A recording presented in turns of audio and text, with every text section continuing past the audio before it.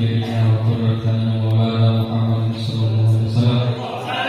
Bapak ingkang tansah kula hormati ingkang kula takdimi panjenenganipun Dr. Haji Abdul Mu'in MPD selaku pemateri pada pagi hari ini tentang materi akidah Asy'ariyah, dan yang kami hormati pula seluruh peserta rekan dan rekan kita beserta Madrasah Aswaja yang dirahmati Allah Subhanahu wa taala. Pertama-tama mari kita panjatkan puji dan bersyukur kepada Allah Subhanahu wa taala atas berkat limpahan rahmat karunia sehingga pada hari ini kita masih diberi kesempatan oleh Allah untuk menimba ilmu. Semoga ilmu yang kita dapatkan menjadi ilmu yang berkah dan manfaat, wabil khusus semangat kita berjuang di Nahdlatul Ulama, berkhidmat di Nahdlatul Ulama, wabil khusus pada jenjang saat ini kita di IPNU dan IPBN. Salawat serta salam marilah terus kita istiqomah lantunkan kepada junjungan kita baginda Nabi Agung Nabi besar Muhammad Rasulullah sallallahu alaihi wasallam dengan ucapan Allahumma sholli Muhammad. Semoga di hari akhir kelak kita diakui sebagai umat beliau beserta keluarga kita masing-masing. Amin amin ya rabbal alamin. Dan tak lupa pula salam takdim kita kepada seluruh masjid Jamiah Nahdlatul Ulama. Semoga kelak kita juga diakui sebagai santri. Baik, langsung saja di sini kami akan membacakan CV atau kurikulum vitae dari pemateri yang keempat mengenai akidah Asy'ariyah. Beliau magister pendidikan, beliau lahir di Triorejo tanggal 11 November 1969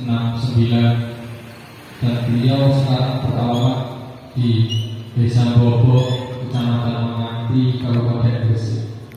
Riwayat pendidikan beliau menempuh pendidikan tingkat pertama di Madrasah Ibtidaiyah Tarbiyatul Akhlaq, lulus pada tahun 1983. Kemudian beliau melanjutkan di MTS Pondok Pesantren Al-Ibrahimiyah, lulus pada tahun 1987. Kemudian beliau melanjutkan di Madrasah Aliyah Ibrahimiyah, lulus pada tahun 1990.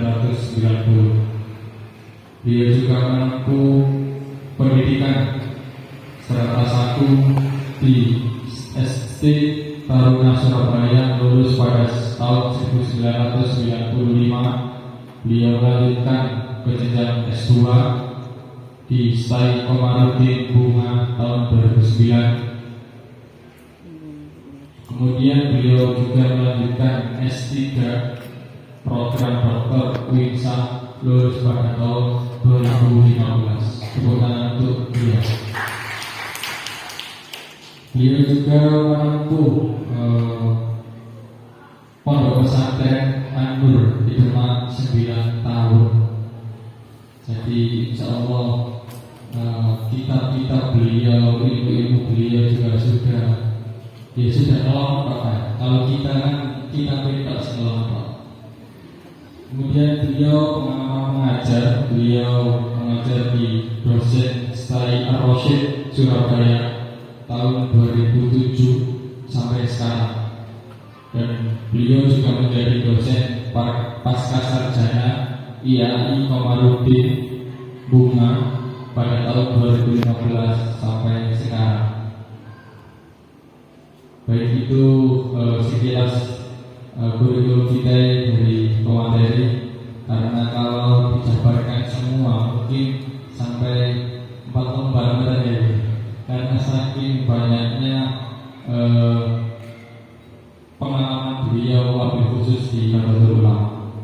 Baik, pada pagi hari ini kita akan membahas tentang akidah Asy'ariyah. Jadi nanti pemateri akan menyampaikan pengertian akidah Asy'ariyah kurang lebih 14 50 sampai 60 menit katanya ini. Nah, nanti selanjutnya 30 menit kita jadikan tanya jawab. Oke. Nah, jadi nanti beliau akan memaparkan materi, kemudian setelah beliau selesai maka akan dibuka sesi tanya jawab. Oke, sebelum kita mulai materi pada pagi hari ini, mari kita awali dengan membaca surat Al-Fatihah. Semoga yang beliau sampaikan dapat sampai kepada pikiran dan hati kita, kemudian kita dapat mengamalkannya. Amin ya rabbal alamin. Al-Hadiyah wa ala shollallahu syafaat rasulullah. Al-Fatihah.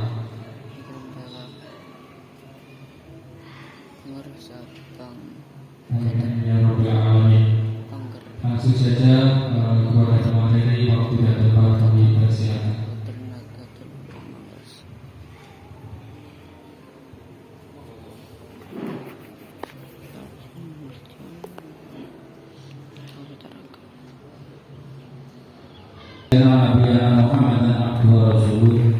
Allahumma salli wa sallim wa barik ala sayyidina Muhammad wa ala alihi wa sahbihi ajma'in.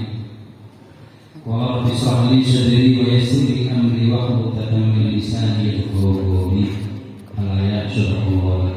Betul muharamin para masyayikh, wabil khusus dumatkan pimpinan termasuk Yayasan Pondok Pesantren Rawdatul Hikmah. Yang satu itu silsilah bahasa, nanti aja. Yang satu ada itu di buat itu ada dua materi. Nah, di buatnya itu nanti buat. Nah, buat itu kan ada dua. Rawdatul Hikmah ya, Pondok Pesantren Hikmah. Bapak Haji Basori, terus yang kami hormati seluruh dewan pengasuh Pondok Pesantren Rawdatul Hikmah, para peserta madrasah Aswaja, putra putri Nahdlatul Ulama yang saya muliakan. Pada kesempatan pagi hari ini, mari kita yang pertama selalu menjadikan puja-puji kehadirat Allah Subhanahu wa Ta'ala. Karena berkat limpahan rahmat, nikmat serta mohon dari Allah Subhanahu wa Ta'ala sehingga kita sekalian bisa berkumpul di majelis yang mubarak ini dalam rangka untuk materi yang mulia. Yang pertama adalah kita sama-sama mencari ilmu Allah Subhanahu wa Ta'ala, mencari pengalaman. Semoga kita selalu diberi daya Allah Subhanahu wa Ta'ala dan dapat ilmu yang bermanfaat. Allah. Salam salam semoga tetap tercurahkan dilimpahkan kepada beliau, baginda Rasulullah Sallallahu Alaihi Wasallam. Karena jauh-jauh sehingga kita sekalian semoga menjadi manusia yang mampu membedakan mana itu yang hak dan mana itu yang batil, yakni ajaran agama Islam. Para baca yang mencintai dan saya banggakan, karena itu kita sebagai warga Nabi, warga NU yang jelas tidak asing lagi, kita harus menguatkan peran kita karena panjenengan ini bagian dari yang terpenting menjadi generasi penerus bahasa. Jadi bagaimana juga panjenengan ini penerusnya bahasa. Subhanul yaum rijalul ghad. Pemuda hari ini adalah akan menjadi pemimpin di masa yang akan datang. Karena kita sebagai warga NU itu kita harus tahu apa yang menjadi tugas dan tanggung jawab kita. Kalau bahasa saya di sini saya silakan membumikan Aswaja itu adalah bagian dari hal penting yang harus kita pahami, kita teliti dan terus kita sosialisasikan kepada generasi penerus kita. Panjenengan nanti punya kewajiban untuk memberikan sosialisasi kepada masyarakat pelajar, karena bagian dari pelajar Nahdlatul Ulama. Kenapa kita harus ikut akidah Ahlussunnah wal Jamaah? Ada disebut dengan istilah aliran kita itu harus mengikuti Asy'ariyah Abu Hasan Al-Asy'ari, Abu Mansur Al-Maturidi. Karena akidahnya jelas. Jadi akidahnya Asy'ariyah itu adalah tidak mengandalkan al-aql, tetapi kalau itu adalah akidahnya Mu'tazilah. Tetapi kita adalah pertama itu yang harus kita jadikan sebagai landasan adalah an-naqlu, dalilun naqli. Dalil naqli adalah dalil yang bersumber yang pertama dari Al-Qur'an, hadis, ijma' qiyas dan akal tadi. Akal itu menyeimbangkan antara dalil naqli dengan akli. Makanya manusia itu pengen duit. Bagaimana caranya saya itu memahami orang mencari duit itu? Ya harus usaha, harus ada ikhtiar. Disinilah menggabungkan antara konsep ya, teori yang ada di dalam Al-Quran digabungkan dengan kepentingan akal. Oh, menurut akal itu mengatakan bahwasanya manusia itu harus usaha, harus ikhtiar. Kalau orang mau pintar itu harus sinau, harus belajar, harus sekolah. Itu bagian daripada akidah Asy'ariyah. Berarti keseimbangan antara dalilul naqli dengan dalil akli harus seimbang. Itulah hakikat daripada kita mempelajari akidah Asy'ariyah atau disebut dengan akidah Abu Hasan Al-Asy'ari dan Abu Mansur Al-Maturidi. Kita sering menjumpai dan sudah sering kita lihat di dalam hadis ini, di dunia ini yang jelas. Coba itu Yahudi aja akan terpecah menjadi 71 golongan atau 70 golongan. Kemudian golongan muslimin akan terpecah menjadi 73. Tetapi insya Allah Rasulullah mengatakan qala ma'ana alaihi yawm al-ashab. Orang yang selamat itu insya Allah orang yang mau mengikuti jejakku Rasulullah dan jejakku para sahabat. Ini artinya apa yang disampaikan oleh Rasulullah itu setelah Rasulullah tidak ada, otomatis itu berimbas kepada para sahabat. Sementara ada akidah lain, ya, akidah lain itu mengatakan bahwasanya sahabat empat itu diklaim sebagai sahabat tiga, ya, diklaim sebagai apa namanya orang yang merampas hanya Ali, yaitu Syiah. Syiah itu mengatakan seperti itu. Bahkan imam itu adalah maksum. Kalau kita kan enggak, Asy'ariyah itu bahwasanya yang maksum itu adalah para nabi dan rasul. Itu maksum. Tapi akidahnya beda. Akidah Syiah mengatakan imam 12 itu maksum. Beda enggak beda? Jelas beda. Orang Syiah mengatakan bahwasanya kawin mutlak itu boleh. Oh, kawin mutlak itu apa? Kawin kontrak. Bisa. Pelajaran Nahdlatul Ulama jangan sampai terkontaminasi ajaran-ajaran Syiah. Mengatakan bahwasanya kawin mutlak itu boleh. Padahal itu akidah Syiah. Akidah Syiah. Maka ada cerita ketika ada di Bogor seorang dokter, bukan dokter, seorang dokter itu, yang namanya dokter itu memeriksa pasien. Pasiennya kebetulan ini berjilbab. Loh, pasien ini kok kena penyakit air.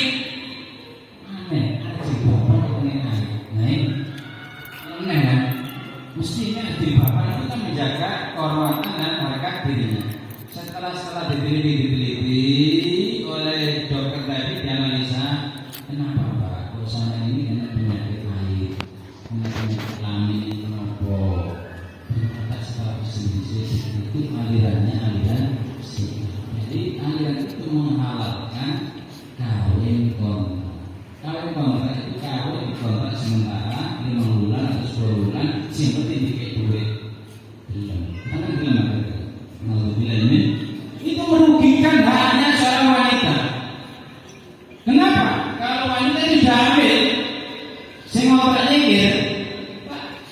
untuk sing ngontrak, sing dikontrak oleh duit barang bukan.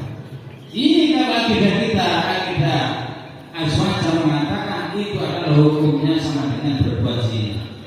Jadi kawin kontrak itu hukumnya sama dengan melakukan berzina. Kira-kira podo enggak akidahnya Asy'ariyah dengan akidahnya Syiah? Podo? Nah, ini akidah Syiah harus. Bagaimana dengan Mu'tazilah? Kalau Mu'tazilah itu orang yang selalu mengandalkan otak, rasionalitas, titik rasio, titik apa namanya akal. Loh, kalau Asy'ariyah bagaimana? Asy'ariyah tadi kan sudah menghargai akal. Ya, Inna Allah la yughayyiru ma biqaumin hatta yughayyiru ma bi anfusihim. Allah tidak akan merubah nasib sebuah kaum jika kaum itu tidak mau merubah nasibnya sendiri. Kau pengen duit kok kerja, kau pengen duit tidak belum sekolah caranya kalau diri. Mestinya itu harus dilewati, namanya ikhtiar. Makanya orang Indonesia kadang-kadang aku belum cuma sukses ini. Tapi ini daya dikembangkan jangan iri hati. Kalau saya bicara kepada mahasiswa saya baik di Pasca Sarjana maupun di S1 di Komaludin, kan jangan iri hati kalau orang sukses. Loh, mereka anti Cina enggak begini loh. Wong Cina itu nyambut gaya itu disiplin. Makanya mahasiswa masuk. Kemarin saya ngajar mahasiswa itu yang bagian MPI terlambat. Semua boleh mesti saya kuaca. Beliau ini loh. Wong itu jangan maju di opo tak kan. Masuknya nggak disiplin. Masuk kuliah tinggal setengah jam baru masuk.